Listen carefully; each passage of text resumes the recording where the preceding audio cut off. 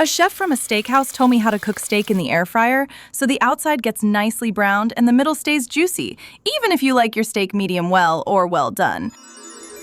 I got this nice 10-ounce ribeye steak, which is about 280 grams, and I just took it straight from the fridge so it is still cold when I start cooking. The chef told me that part really matters with an air fryer because the steak needs time to brown on the outside before the middle cooks too far.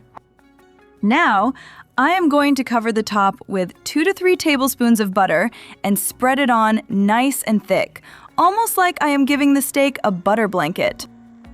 The butter I am using here is unsalted butter, but if you have salted butter, just add a bit less salt later. As it melts, it is going to help the steak brown, add more flavor, and keep it juicy. After that, I am adding about half a teaspoon of salt right over the butter, and that's it. The steak is ready to go in the air fryer. Place the steak right in the middle of the air fryer basket, with the butter side facing up, so the heat can reach it from all sides while it cooks. I did not preheat my air fryer first, so keep that in mind when you follow the time. Now, set the air fryer to 400 degrees Fahrenheit or 200 degrees Celsius, and I'm going to let it cook for about 17 minutes to start. After 17 minutes, open the basket and check the steak with a meat thermometer, because the temperature in the middle tells you how cooked it really is. Mine is showing 63 degrees Celsius, which is about 145 degrees Fahrenheit. So if you like your steak still a little pink in the middle, you can stop cooking now.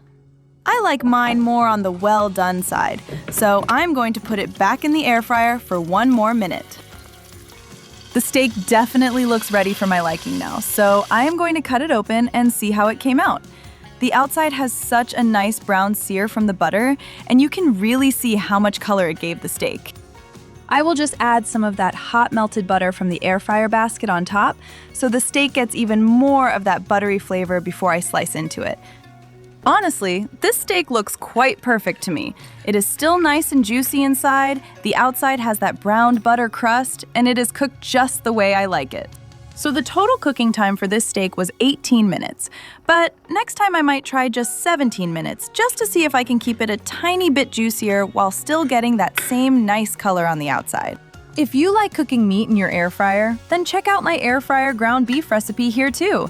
It is so delicious, really easy to make, and such a good dinner idea when you want something simple but still filling.